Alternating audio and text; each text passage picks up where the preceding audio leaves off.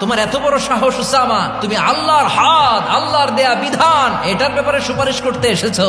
তোমরা কি জানো তোমাদের আগে যত কম, যত গোত্র, যত জনপদ ধ্বংস হয়েছে তার কারণ ছিল তাদের মধ্যে গরিবরা অন্যায় করলে তারা বিচার করত, আর ধনীরা অন্যায় করলে তারা মাফ করে দিত। খবরদার! মক্কার একটা ভেরি প্রেস্টিজিয়াস এন্ড ডিগনিফাইড ফ্যামিলির নারী চুরিতে ধরা পড়ল। চুরির বিধান হলো হাত কেটে দাও। সাহাবারা চিন্তায় পড়ে গেলেন। আল্লাহর নবীর সামনে দাঁড়িয়ে আল্লাহর দেয়া বিধান থামিয়ে দেওয়া, মাফ করে দেওয়া, এই কথা বিশ্বনবীর সামনে বলার সাহস তো কেউ রাখে না। কেউ কেউ বলল, উসামারে পাঠাও। তরুণ সাহাবী বিশ্বনবীর কাছে গেলেন, যে বললেন, এবারের জন্য কি এই মহিলাটারে মাফ করে দিলে হয় না? বিশ্বনবী বলেন, জেনে রেখো উসামা, আমার কলিজার টুকরা নয়নের পুটুলি ফাতেমাও যদি চুরির দায়ে ধরা পড়তো, আমি বিশ্বনবী ধরে ফাতেমার ডান হাতটা কেটে দিতে এক বিলম্ব দেরি করতাম না। এই ছিল বিষ্ণু ইসা ইসলামের আদালতের নমুনা।